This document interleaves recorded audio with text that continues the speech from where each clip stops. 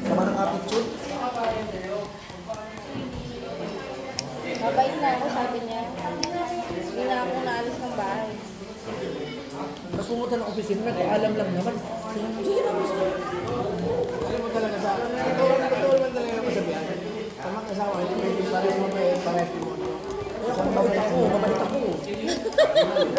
Uy, mabait ako. Siguran mo ako sa'yo, mabait ako. Wala sa itura.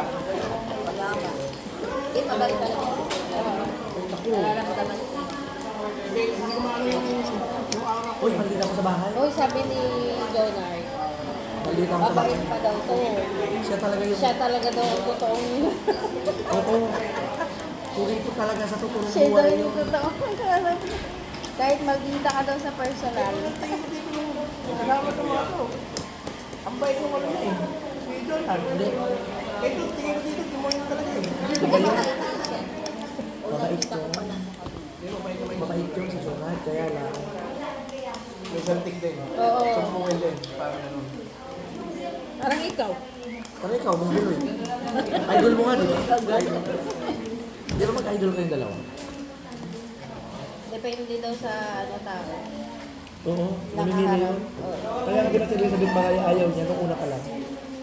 Ang ugali kasi ng tao, hindi na ibigay ko sa siyempre, kung ito ay mabait, at kaharap mo eh. Si Elizabeth Bagay kasi di ba gusto magpakabit ng wifi. Sabi niya, ay man, ayoko dun ma. Parang iba ano yun, iba aura nun. Ako nga pala, nung una sinabi ko magpapalagay. Kaya na kaya ni Jonah. Ayaw ni Jonah ma. Mar, ayaw ko dun ma. Idol naman ko niya, si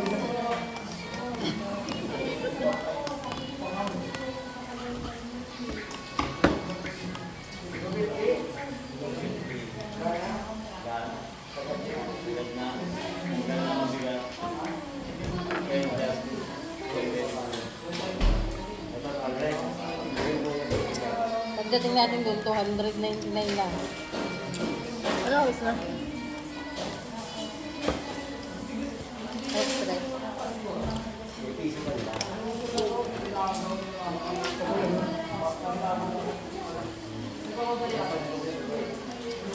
Ano to? 24 hours ba to? Hindi.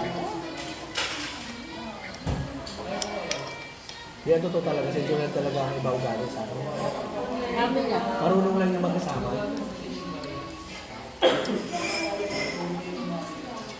Pag sinabi niyang ayaw niya sa tao, ayaw niya. kami mag-alawa kami dalawang mabait pareho. Let's go.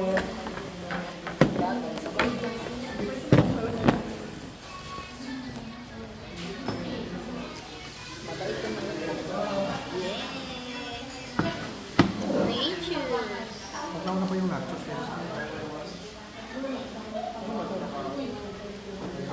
Ano to? Apagkakalutin ko. Oo, naghalo-halo na. Hindi kutsara talaga yan. Sarahin niya.